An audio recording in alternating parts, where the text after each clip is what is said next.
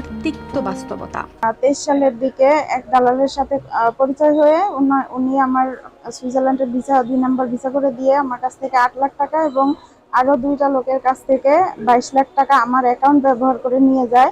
এখন এই 22 লাখ টাকা আমার উপরে চাপাই দিয়ে ওই দালালের সাথে কোনো যোগাযোগ নাই। এখন যারা 22 লাখ টাকা দুইজন দিছিল ওই টাকাটা আমার উপরে প্রেশার আসতেছে।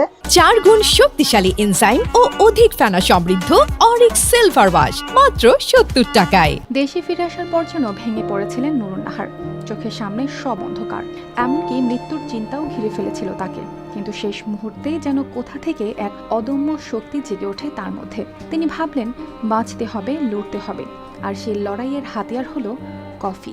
আমার টেনশনে অনেক রোগ জমছে শরীরে, যার কারণে আমি এখন অপারগ হয়ে গেছি।